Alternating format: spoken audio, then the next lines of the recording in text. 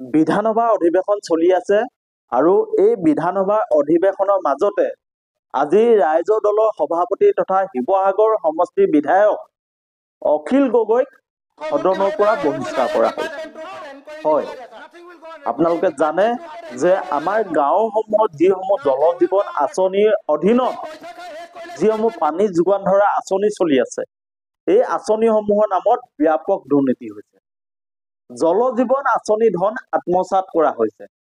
হৰ ঘৰ নল হৰ ঘৰ জল, বিজেপি চৰকাৰৰ যি শ্লোগান, এই শ্লোগানৰ ভিত্তিত প্ৰতি ঘৰ মানুহে পানী পাব লাগিছিল, কিন্তু আপোনালোকে দেখিছে কোটি কোটি টকা ব্যয় কৰি জল জীৱন আঁচনি গাঁৱে গাঁৱে প্ৰতিষ্ঠা কৰা হৈছে আৰু তাৰ পিছতো মানুহে পানী নাপায়।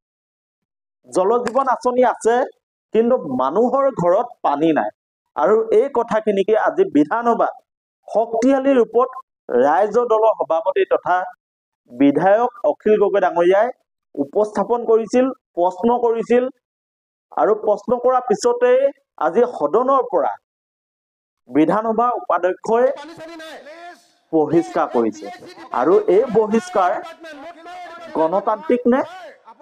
এজন বিধায়ক হিচাপে ৰাইজৰ কথাখিনি, ৰাইজৰ অভাৱ অভিযোগ তেওঁ উপস্থাপন কৰা বা প্ৰশ্ন কৰাৰ অধিকাৰ নাই নেকি?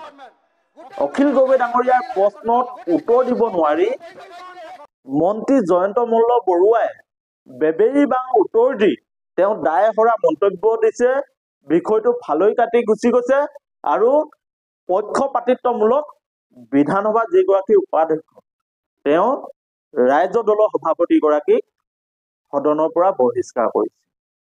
আমি দৃশ্যসমূহ আপোনালোকক দেখাই আছো, আপোনালোকে চাওক অখিল গগৈ ডাঙৰীয়াই কিদৰে প্ৰশ্ন কৰিছে আৰু তেখেতক কিয় সদনৰ পৰা বহিষ্কাৰ কৰিছে।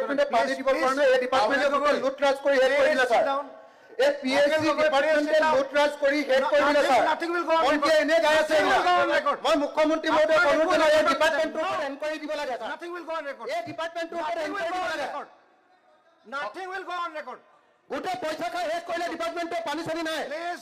এই PHC ডিপাৰ্টমেণ্টৰ লোট নাই ডিপাৰ্টমেণ্ট নহয়।